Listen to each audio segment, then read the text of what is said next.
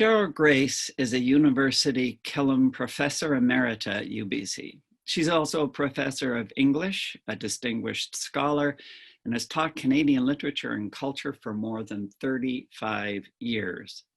Her new book, Tiff, is the first full biography of the much admired, much loved Canadian writer Timothy Findley. Margaret Atwood wrote, "This appreciation, a meticulously researched deep dive into a troubled and fascinating life, passionate, engaged, often messy, vastly rewarding." Please welcome to the screen, Sherrill Grace. Hello. Hello, Hal. It's a great delight to be with you, really. I wish it was in real time, but this is pretty good. It's pretty good, all things considered. And I put in the introduction that it was the first full-length biography. To be quite honest with you, I did a little bit of research. I didn't turn anything up, but I'm not absolutely sure that it is the first, is it? It's the first full biography. Carol Roberts wrote one back I published it in the early 90s. And of course, Tiff would live for quite a while after that. And write more books. And she did not have access to the voluminous archives in restricted archives at Library Archives Canada. As Carol's a wonderful person, we've met, we've spent time together. But that was a first go at a biography for Tiff. Without other short pieces, without full access. Carol didn't have full access to all the documents. No. You've written other biographies, and I noted in the introduction Canadian literature and culture, and it seems to me that with the other biographies you've written, it really is trying to capture an era in Canadian culture through different art forms and different artists. I hope so.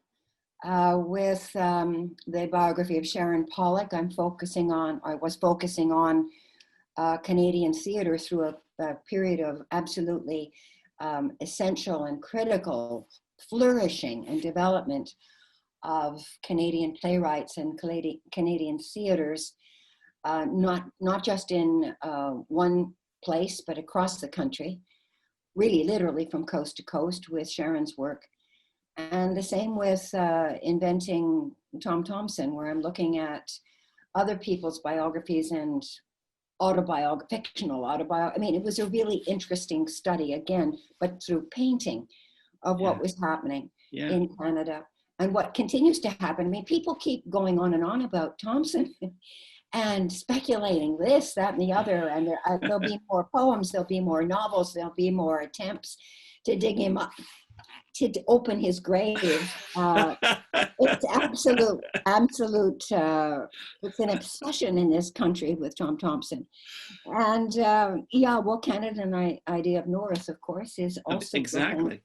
A great sweep of our cultural and artistic history across disciplines. Yeah. So let's dive right into Tiff and when you decided and why you decided that you would take on this. I mean, you must have known you had a 5-year, 8-year, 10-year, 15-year task ahead of you to do it all.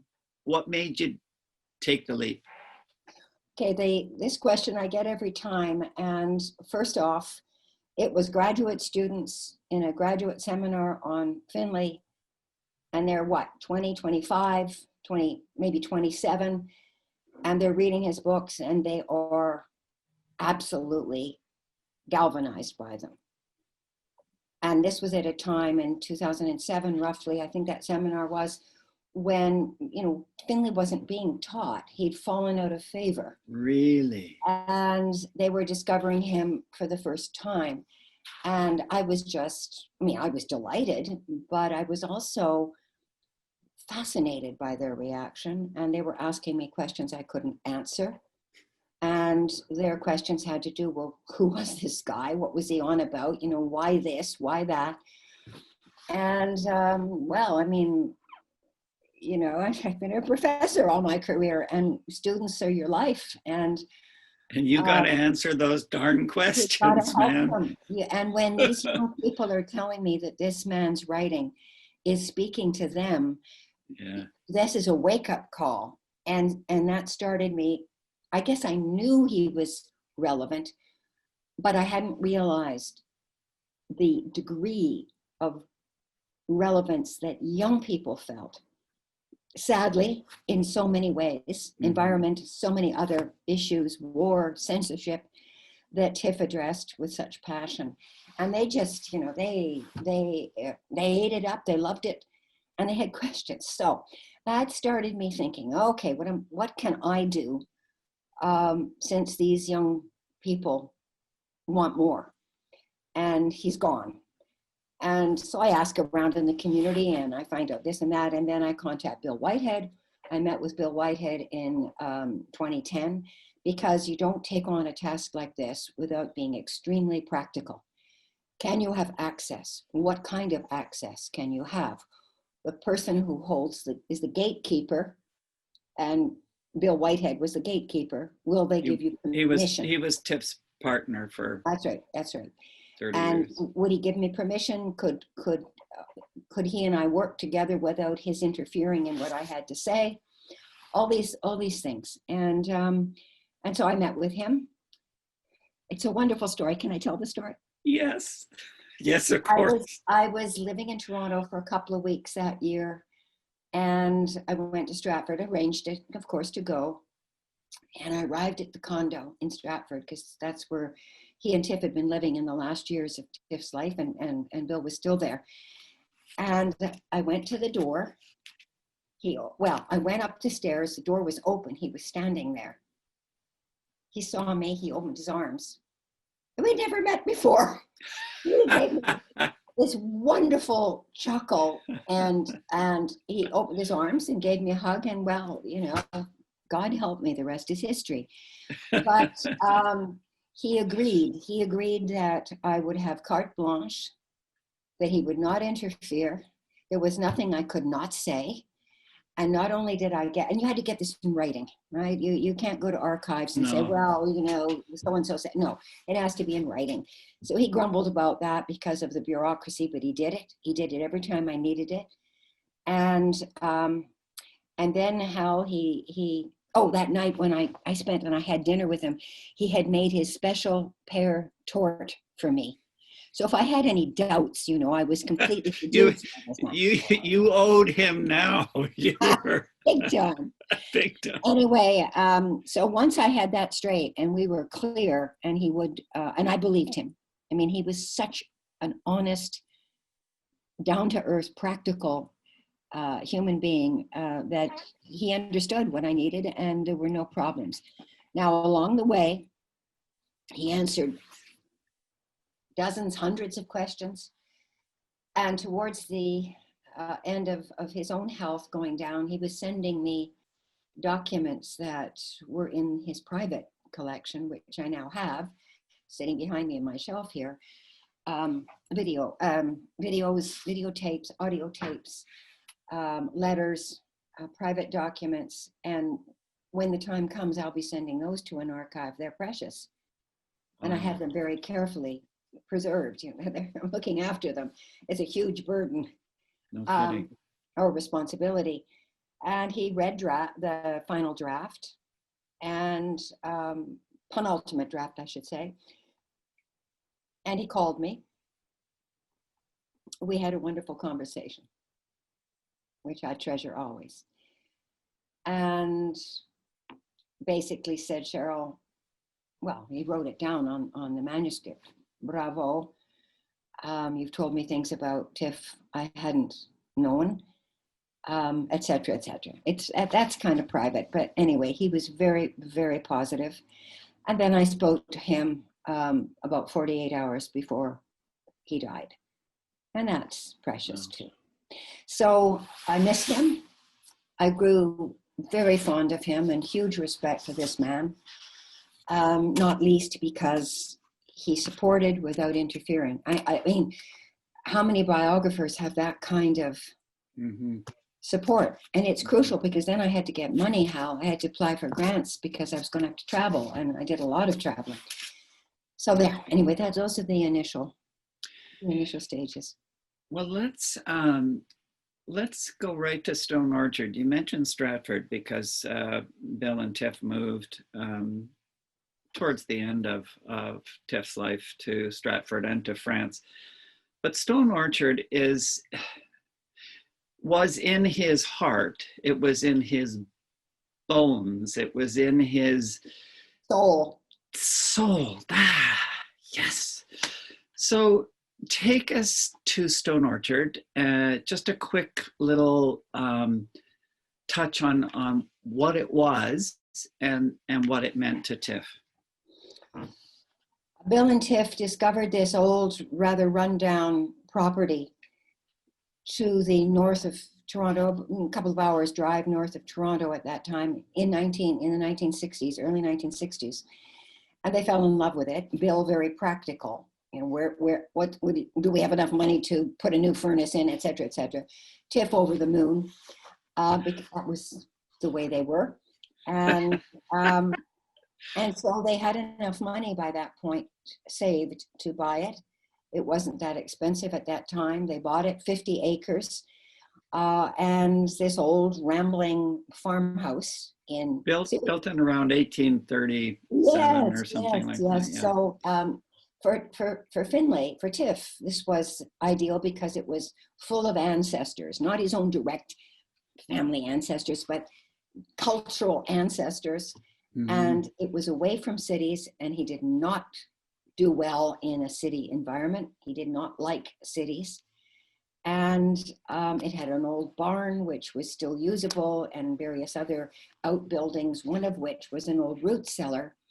And sometime after they'd moved in, a neighbor who was a very dear friend, he and his wife and their children, very dear, like an extended family, Len Collins repaired this root cellar. And in summer, fine summer afternoons and evenings, Tiff would go out there and write, and on occasion sleep out there. He needed that. It sustained his imagination. And of course, he walked a lot on the property. The fields, the pathways, they had the barn they filled with horses they rescued. They were in the barns in the winter, they were in the fields in the summer. They had a number of dogs they rescued, and the dogs lived outside. They had dozens of cats. Most of those cats lived outside in what they called the cat house. There's a lovely story that I tell in the biography. I'm not going to tell it now because you wanted a brief description. So the first piece of field work, as I call this, that I did was to go to Stone Orchard. Yeah. And it was a drizzly November day. Owned by somebody else at that point. Oh, yes. There'd been a couple of other owners, but these owners are wonderful people.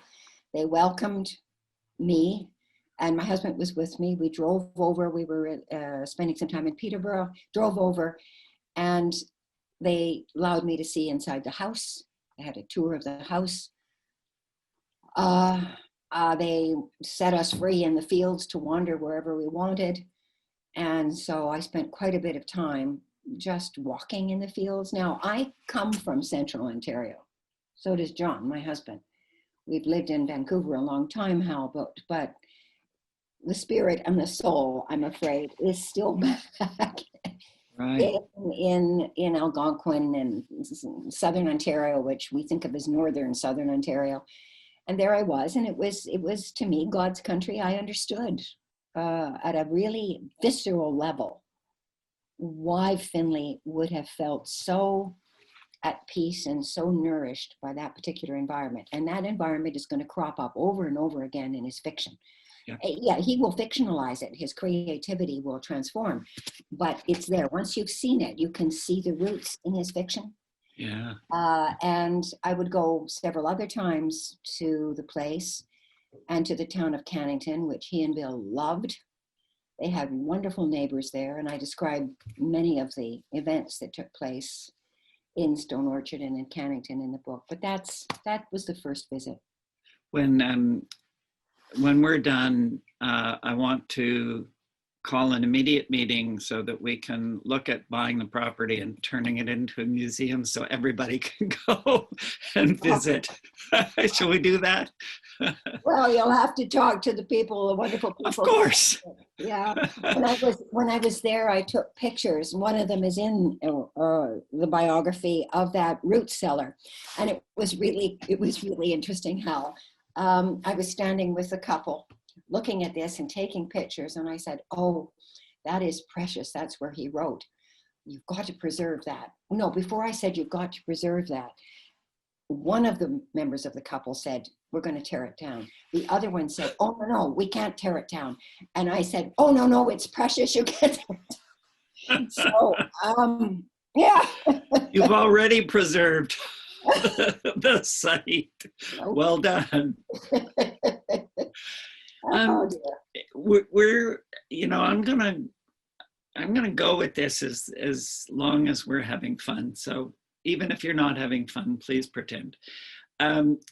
Let's start the Finley part of this with his relationship with his father, which, that's sort of the fundamental thing for all parents and children is parental relationships. But Tiff, if I have this right, came out to his family at the age of 14, let's say. So he was born in 30. So this is just around the end of the war. And he comes out to his parents. What happened? Oh, Hal. Every time I think about this, I start to tear up. I have children. They're growing now.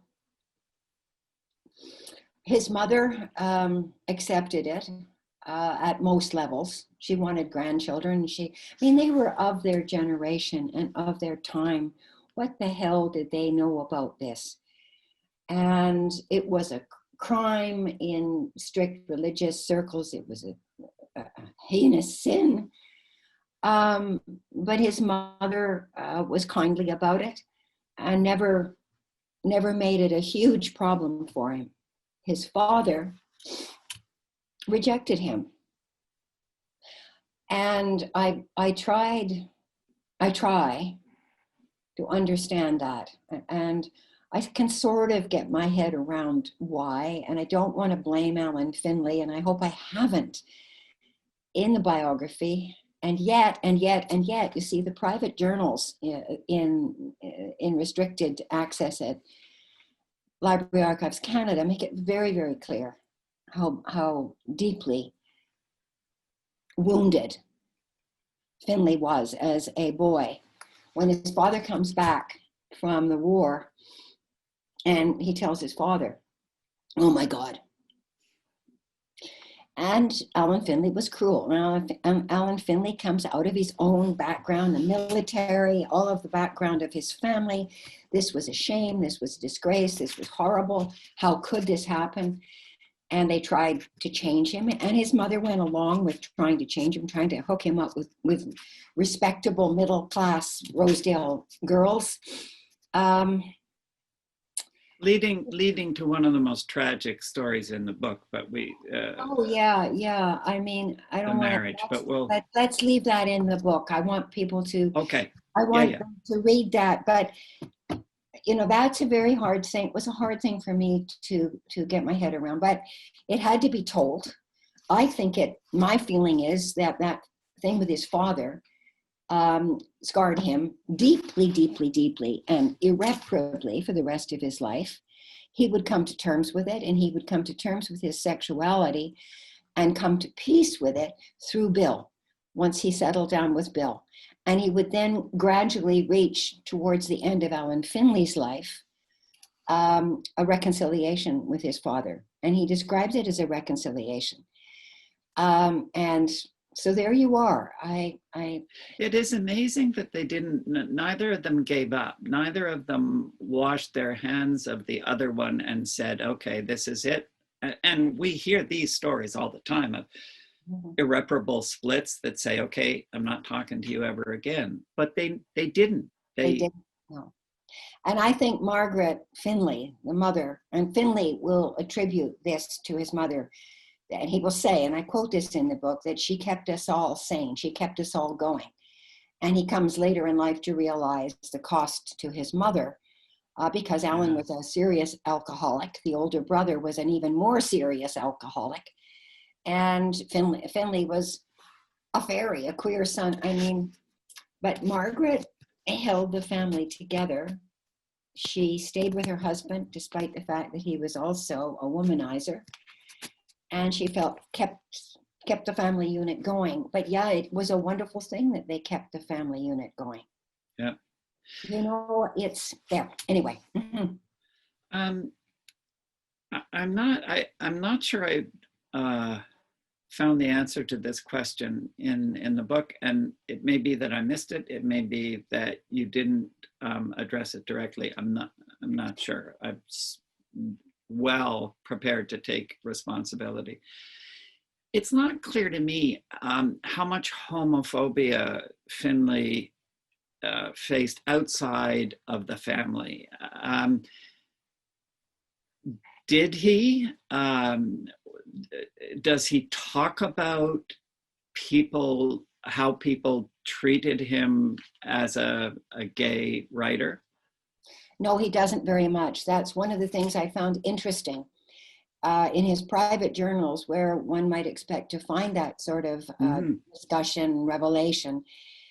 He's extremely discreet and brief. He doesn't. Where he encounters certain things, and I think the Gielgud scandal, the horrible Sir John Gielgud, the great British actor, the scandal, he was arrested in a public laboratory in England. This background here is that Finley was studying theater with Alec Guinness, living with the Guinnesses. So he was in London, England at this time, which was in 1953.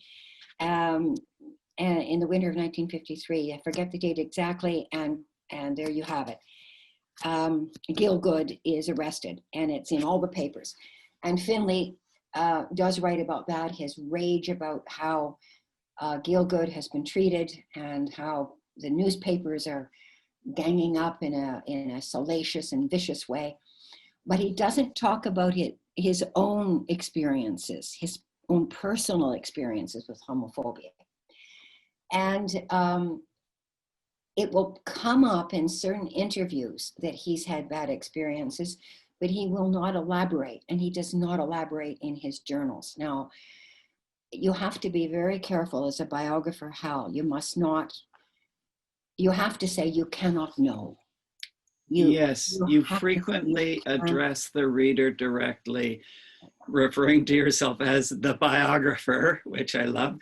And just stating premises on which that's right. One can find out or not find out. Cannot say these things outright. And so where I have evidence, clear evidence, that he was dealing with something in the world, and there would be something with Alec Guinness as well, which I do talk about as best I can, because finally I cannot know. There was a young man, a fellow actor in that first season at Stratford, and I cannot know precisely. And you can't speculate the life by reading the fiction back into the life. I mean, that is just, that you don't do. No. And he was like a lot of perhaps writers or artists from that generation who was not comfortable identifying himself as a gay writer, but and he would even say that about Canadian. He wouldn't call himself a Canadian writer. He would say, I'm a writer, I am Canadian, I am gay, but the focus was all on, I'm a writer. Writer, exactly. And I do quote that. That comes up in several places in a marvelous speech that he gave to the Psychiatric Association in Toronto, unpublished. I'd love to see the whole thing published at some point, but one thing at a time. And the title is, How Would You Like to Be Called Gay? And he had much criticism of the psychiatric world and the way they treated gay people and the way he had been treated. But that's in the biography, so read the biography. But he saw things changing, and he had a wonderful psychiatrist who was very supportive in Dr. Ed Turner, and for years a friend as well as his psychiatrist. So he had a lot of support, and yes, it was always, I am a writer. Mm-hmm. After that, these other things. Yes, I live in Ontario. Yes, I'm Canadian. And yes, I'm gay or homosexual, because again, his generation preferred that term to gay. And he really protested the use of the word gay, and never mind the use of the word queer. These things change with the generations, and his generation was an older generation, and he felt very strongly about identity. He does say in that lecture, how would you like to be called gay? And he will repeat it in other places, that if we are defined by our sexuality alone, we have lost our freedom. Wow. So think about that. Now, I think about that, and it resonated with me because I was born with a silver spoon in my mouth in this wonderful country, English-speaking, white skin, but I have one problem. I'm female. And to the degree to which a woman is defined by her sexuality, by being female, you are losing your freedom. And I've lived it. So I'm not gay, but I do understand what he means when he says, to the degree to which you are defined by, you've lost your freedom. In a way, I suppose, even your freedom to change and be who you are. Move back and forth and That's do right. it. Yeah. That's right. Yeah. I think Finley was about 9 when World War II started. I mean, this is kind of crucial, I think, to why he became a writer. Why am I telling you this? You know all better than I do. But he'd seen pictures of the camps being liberated. He was not that far removed from the First World War. Definitely the Second World War, huge presence. And out of that, he understood at a visceral and deep level the cruelty that humans are capable of. And it seems to me that much of what he was always doing was fighting against, he would call them monsters. Mm-hmm. Yeah, I think you've said it very well, and it's a thread that I try to pull through the entire life story. The impact of the Second World War on him was absolutely fundamental and profound. Through his father, through the news, through the things he saw. When he was living in England, he went with a theater company to Berlin. He was in Berlin twice and saw the ruins, et cetera, et cetera. Later in Hollywood, he would see photographs when the camps were liberated. And it just goes right through his life. Famous last words, as I say, and I will say here to you, is, in my personal view, a masterpiece. I think it's right up there with some of the greatest works of the 20th century in the English language.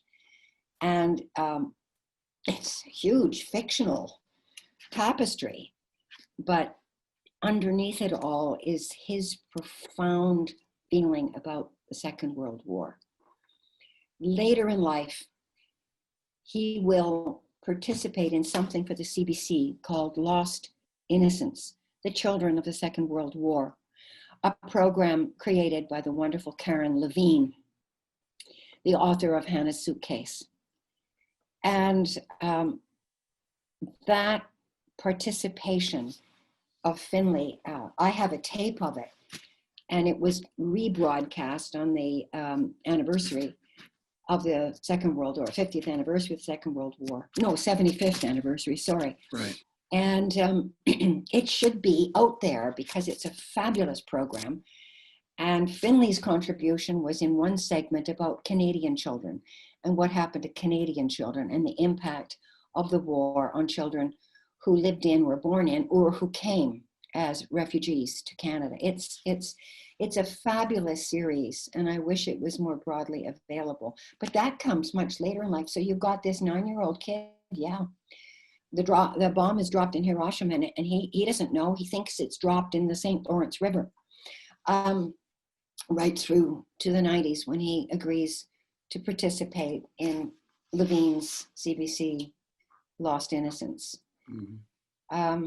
Or Pilgrim, even the very last of his major novels. But Famous Last Words is the go-to book for this argument against what people do to one another. Well, and that's a great way of juxtaposing an argument, because although he believed that humans are just and this is a quote, a collective hiding place for monsters, he also embodies the corollary where he says unequivocally, I know that the imagination can save us, save the human race and the earth. So he didn't give up. And in spite of recognizing our cruelty, he does see salvation. Yes. One of the working titles I had for the biography was Hope Against Despair. And that is a phrase that he used in his journals, in his letters, against despair. He lifted it from Samuel Johnson at the end of Johnson's life in his diaries, and it became his own motto. He writes it down in his journals, he writes it in letters, it's everywhere, hope against despair. He was always promoting hope against despair. And there is hope in all his works, even in Not Wanted on the Voyage, even in Famous Last Words. And he believed profoundly, and I would like to address and stress this, Hal, if I can, in the power of the human imagination to save us and to save the earth, which is a quote from him. He was an environmentalist avant la lettre, and he was a conservationist in the area around Stone Orchard in Cannington. He protested as a public intellectual, various destructive ventures. He kept abreast of all the news, so he will be out here in Vancouver giving the Vancouver lecture and protesting the blockades of Mears Island and all of that, which we're, as Vancouverites, very familiar with. But he would get up in Calgary in 2001 and chastise his audience, consisting of the oil industry magnates, and accuse them of being terrorists who were destroying the world and destroying the earth. Well, you can imagine what the newspapers made of that. In any case, across his life, that was in 2001, he is not afraid to take on the establishment, the robber barons as he saw them, to speak out. He would have loved Greta Thunberg and supported that young woman. Yes. And the reason he says, I believe the reason he says imagination can save us is that he wanted people to use their imaginations to think beyond the constraints of their immediate circumstances, to think outside, what we say, outside the box, and to be able to see that there would be alternative ways of living. Well, in our language today, all these years, almost 2 decades since he died, we are hearing people everywhere talking about alternative energies, alternative this, alternative ways of saving the world, of thinking of getting rid of carbon, et cetera, as you know. So he was ahead of his time, and as an artist, appealing to, through his art, to all his readers and listeners to think outside their constraints, to use their imaginations to think differently about what they could do and how they could contribute to a change, an alternative way of living, of thinking. I remember him, and I don't trust memory anymore. to be honest, but, and I'm not, I'm late coming to that realization, but he said to me once, I think, the writer's job is to go into hell, to go to all of the deep, dark places and come back and report and inform and encourage the reader, so that we don't have to go to the dark places, was, I think, the implication there. In that way of thinking, I believe, and I'll speculate with you because I shouldn't as the biographer, but I will. I do have some evidence, but not the kind of hard evidence I'd like, that he was thinking of Lowry, Malcolm Lowry, who certainly knew what it was to go into hell and to come back, and Under the Volcano, as you know. I'm sure you've read Under the Volcano. But I also think, and here there is hard evidence, that it was Joseph Conrad in Heart of Darkness. You go into that hell and you come back out, as Marlowe does, and you tell us what it's like, so that we don't have to go there, but we can gain an understanding and see beyond our ignorance into just what human beings are capable of, the depravity, the destruction, the selfishness, etc., the exploitation. And and his Heart of Darkness is, of course, Headhunter. The Heart of Darkness in Toronto was a working title for that book. I'm glad he gave it up. But the Conrad's vision and Conrad's ethics and Conrad's Heart of Darkness are serious underpinnings for Headhunter. The writer's job, as Conrad said, was to make you see. Yeah. To which Finley would add, to make you see differently, and then to make you act. He called himself a witness, and he said that the writer's job is to be a witness. Yeah. The journals, we could do a whole interview on the journals. Thank God he wrote them and kept them. Oh, he kept everything. Thousands of pages. Oh, you're starting to palpitate. The journals. Just talk about briefly, if you can, and brief will be hard, but the journals, what do you use them for, and kind of what was in there of great use to you? He used them, it seems to me, for a variety of reasons, and those reasons tend to shift in emphasis over the years. His first ones, serious ones, begin at the beginning of the 50s. And then he keeps them from then on constantly. And he brought them back from England with him because, as he said in the journals, I'm going to need these. By which point he knew he was a writer, although he would continue to act. So there are various reasons, very briefly. Depending on his mood, he would use them as a mirror almost, in which he would pose and say, this is who I am. Who am I? Am I the actor? Am I a good actor? Etc. Then he would use them to describe things that he saw, and great music, films, plays, of course. You'd expect him to describe plays. His reading. I was fascinated by his analysis of all things, Verdi's Requiem. I mean, he didn't have any training in classical music, although he played the piano, but he's pretty jolly astute in what he has to say. Then art galleries, he would discuss the paintings he saw. And then there would be other points at which the journals would become a place to sort of just rant about his frustrations, about his griefs. I don't know what to do. I'm miserable as an actor. What can I do? I'll only have bit parts, but I know I'm an artist.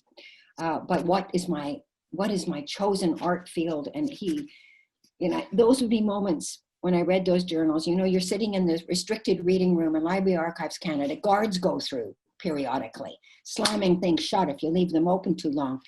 And I would see this journal, and I remember once just going, oh God, Finley, you're going to be okay. The only other people in the room were a couple of other researchers who didn't bat an eye because they know. Unfortunately, there was no guard passing through at that moment. With hindsight, of course, I knew he was going to be okay, but he's going on and on about how he's a failure, and anyway, then he would go on to record scenes and vignettes, and you see him when now he's a writer later in his life, and he's actually crafting dialogue and scenes and details that he's going to need. And then he'll start talking about this novel or the next story or the next novel, and what he's going to do and the problems he's having with writing. And this, of course, comes later in his life. There's some marvelous passages in the journals about the struggles he had with various novels, and I do try to include some of that in the biography. He was keeping a journal in the Stratford Hospital where he had to spend time before he died. Wow. And he was listening to the news, to music, Chopin's my great artist, and he wanted to keep this journal, and he added things after he got home. So you have to be very careful because he was very self-conscious about those journals. I bet. He knew. He wrote them ultimately for posterity, but he wrote them for me. Of course he did. You see that little erasure mark, that was your name that he felt maybe he didn't want to favor you too publicly and offend his other friends. I came to Finley through Not Wanted on the Voyage. Oh. And there's a great story, and I know you want to keep some of this stuff for people to read the book, and I will highly recommend that people read the book. But where he thought he would try to find out what it felt like to be in the trenches, and so he ran his own little experiment. Can you tell that story? Oh, that's the wars, Hal. The wars. Sorry. Not Wanted. Yes, of course. It's the Wars, and what a fabulous novel The Wars is. It still is his most famous, most read, most translated, most iconic novel as far as Canada goes. And a wonderful film with Brent Carver. Oh my. Anyway, yes, the trenches. It was late fall and miserable, ghastly, snowy, muddy, cold, sleety weather. And he decided that he would go out and spend a night sleeping in one of the ditches on his farm. And he describes in his journals, and I have this in the book. He couldn't last more than a few hours. He couldn't sleep. He couldn't cope with the bathroom. He fled back to his house and then was ashamed of himself because there was no way that was going to give him any kind of real appreciation for what the men had to go through in the trenches of the Great War. So I think it humbled him greatly. And he failed, and he learned from failing to be more humble about what men had actually had to endure. Mm-hmm. So it's a lovely moment that he records in the journals about working on the wars. An amazing book. Yes. So we're going to hopscotch a little bit through things. Alcohol was a challenge, a lifelong challenge for Finley, and you talk about his father and his brother and himself. And I think that the biography is rightly praised for not dwelling on salacious kinds of stories. But I would ask you to talk about two alcohol-fueled incidents at Stone Orchard. They are in the book, but they certainly give a sense of the depth of that challenge for Tiff. Yes, well, yeah, I didn't want to dwell either on sexual or alcoholic salacious revelations. But these two episodes are really quite astonishing. I think they're astonishing because of the despair that Finley clearly is expressing, and because Bill stayed at his side. I couldn't have, but Bill did on both occasions. And in the first one, Bill wakes up to this dreadful chaos in the kitchen. And it's in the middle of the night, and Finley's been drinking. And no, sorry, that's the second one. And Finley is terribly drunk and terribly in a rage, and he lashes out at Bill, who has to struggle to try to get him calmed down and get him to bed. And Bill did say to me that there were moments like that when he didn't know if he could go on with Finley. Bottom line, he believed in Finley, he loved Finley, and Finley was always hugely apologetic after these things and would promise not to do it again. And he did get beyond it. You know, things did get better. Was the first one? The first one was Grant Strait, the BC-based choreographer, was there, and Bill and Tiff have their hands around each other's throats, kind of grappling in the kitchen, but it ends in laughter. It does. And of course, I have this story, not from Tiff in his journals, because he would not talk about these things in his journals. He would just, on both occasions, note, oh, I must talk about this more, but then he doesn't. So on that occasion, yeah, I have Bill telling me this story. And these poor guests, of course, come to the kitchen, absolutely gobsmacked and horrified. And then it all ends up in laughter. Smashed. And Bill told, oh, vicious. I mean, you know, Vicious. Finley was very demonstrative, what can I say? And Bill was much less so, much more practical, much more down to earth. But, oh yeah, no, that there are some absolutely marvelous stories like that. I guess they're marvelous. But the point is, Bill stayed. He stayed. Yes. And yeah. Not just Bill, but the second one involved Scott Simons, novelist in Toronto, kind of egging Tiff to call up some writers and invite them over. And Scott Simons vamooses, and Finley has hauled Graham Gibson and Margaret Atwood and a number of other people out there without, really a clear idea of what the hell this was all about. But they stayed friends with him, even though that was an alcohol-fueled kind of incident. Yeah, I don't want to get into too much detail there, because that's an incredible story in the biography. The other main person who was hauled there, as you say, was Bill Hutt, and the famous Canadian actor. And Bill Hutt, the late wonderful Graham Gibson, and Peggy Atwood would all remain dear and close and supportive friends of Tiff.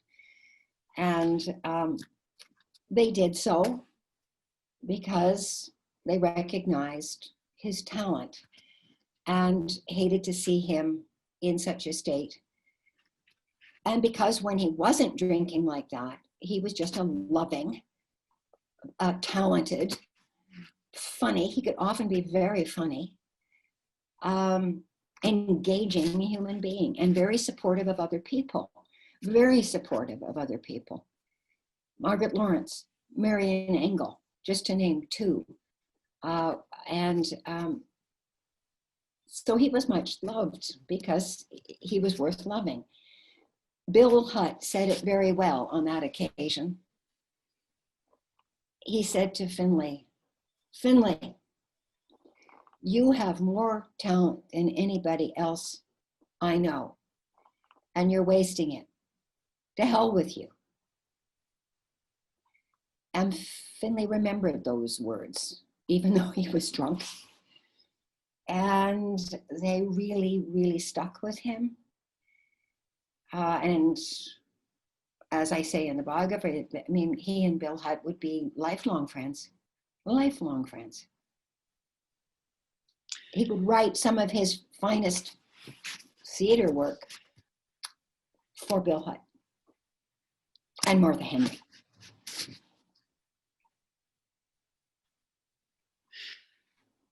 He was a sensitive soul, and I think everything that you've told us to this point demonstrates that he was a little raw and exposed to the world in a way that most of us try to wrap some kind of protective cloak around us. And he did get a sort of up and down, uneven collection of reviews. I remember him once talking about going to England with famous last words and thinking, this is I'm going to be king of the realm. And he's in a hotel room and he's waiting. Bill's gone out and gotten all the newspapers and brings them back. And of course, in London in those days, there were a million papers. And he just sort of drops them one by one. And they all savage, Tiff, because who is this upstart colonial telling our story? But those things hurt him throughout his life. The partly, I guess, it's just the harsh words and the that people have, but it's also that they don't necessarily understand what he's trying to do. It's devastating. One of the most devastating, that was terrible. He and Bill, Tiff was embarrassed because he had friends like Alec Guinness and other people in England, and he felt ashamed and embarrassed and humiliated. And he and Bill would just get out of London. They went over to France. But the one that sticks in my mind was the reception that he was given to his first play in 1976, Can You See Me Yet?, which went up at NAC in Ottawa. I happened to see that with the... It's astonishing what you actually were taking in with no idea. Yeah. Where this would go. And he was crushed and devastated. And as we know, if a play on its premiere gets it's dead, it's killed, you've killed it. It's all over. Novels can survive. Plays, not so much. Not so much. If they're not performed, that's right. And no one is performing a play that's been savaged. He was absolutely devastated. And so, my God, you put it out there, and with a writer, well, all writers, I would say this would be hard for all writers. And I include myself in that, Hal. You put so much effort in, you put so much of yourself in, and a writer like Finley, as you say, with raw nerves out there, putting so much out there in a novel or a play or even a short story, to have somebody come along who couldn't begin to do what he'd just done and be snide or critical or dismissive, it's hard. It's tough. But the good thing is, I think, that in his lifetime, he was recognized as one of our premier authors. So, I mean, at the end of things, he emerges triumphant, if I can use that trite word. I'm so glad you said that. Hope against despair. Yeah. I think of the biography now that it's done and I'm through my struggles. I look back on it, so I'm looking at it here beside me, and I would tell you that I feel this story is a love story and a success story. Let me just pick up, and we're coming to the end here, although I'm contemplating a part two, turning this into a 7-part interview, but later. The love that you talked about, a love story, and you have, touched on Bill's role in that relationship. But is it fair to say that, without Bill Whitehead, there might not have been a Timothy Findley, the artist, and that relationship made it all possible? Is that reasonable? I've said it. I hope it's reasonable. I believe it. I think if there hadn't been a Bill Whitehead or somebody like Bill Whitehead, that Finley would not have made it through some of the dark nights of the soul that as a writer he was going to have to get through. Bill was there for him with support, with love. And when I say support, I mean really practical support. He would eventually leave the CBC and become a full-time. He arranged everything. He did the driving. He paid the taxes. He was a marvelous cook. He didn't make as much mess of the kitchen as Tiff did when Tiff went into the kitchen. He handled correspondence. He kept track of all the drafts. If it hadn't been for Bill in very practical ways, I don't know how Finley would have coped with all those absolutely necessary practicalities of life. Let me see if I get this citation correctly, because I think this was Not Wanted on the Voyage, where Tiff went across the street, lived across the road from Stone Orchard, and because renovations were being done and those kinds of things. And he would write by hand, I'm presuming, and then ship it across the road to Bill, who, typed it all up and kept it all. Yeah. So all the practicalities of ordinary life that we all deal with, then the practicalities of dealing with this writer and what he's writing. Bill would have provided a lot of editorial insight given his own skills. His own skills. Very smart man. And Tiff trusted Bill and would read things aloud to Bill. In the Terence McCartney Philgate interview, which I wish could be seen again and again, I have a copy from Terence. Wonderful, wonderful photographer. A couple of his photographs are in the book, and videographer. They talk about, Bill and Tiff, and talk about how they would exchange ideas as Tiff read something, or Bill read something aloud to Tiff. Tiff liked to hear it read back to him so that he could hear the cadences, the rhythms of the language. He was hugely fussy. He was absolutely persnickety about language. He would have an eruption in a letter with Grace Bethold, an early editor, over his first novel, The Last of the Crazy People. She wanted him to remove the word fucking. And he protested loudly that every syllable, he had to have it. If there's a fucking there, it had, goddamn, it has to be that. It has to be, I quote it in the book. Because it's the rhythm. It's the rhythm of this. The rhythm. Every sentence has to have that rhythm. That comes from music, and it comes from his deep knowledge of the theater as well. Mm-hmm. All right. I've kept you long enough.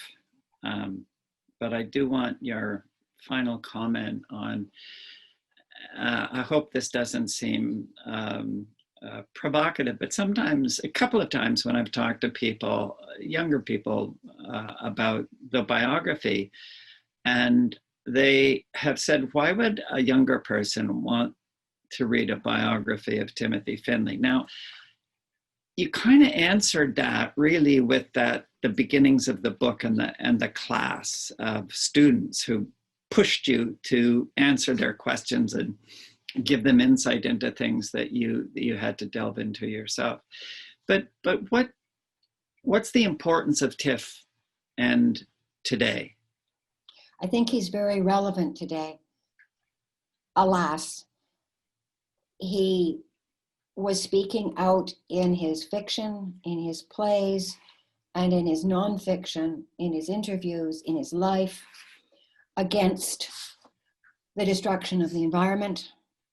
And for young people today, if they aren't paying attention to that, then they don't have a future.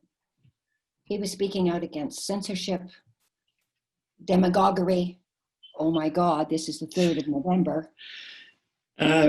Yes, it is. It's a momentous day. He was speaking out in his own way against homophobia. He was speaking out against war and exploitation. And these are all things that are facing us right now. He was prescient about what was coming in the future. It gives me a chill to think about a story he published in the Globe and Mail in the year 2000 called "We Must Prepare for a New Plague."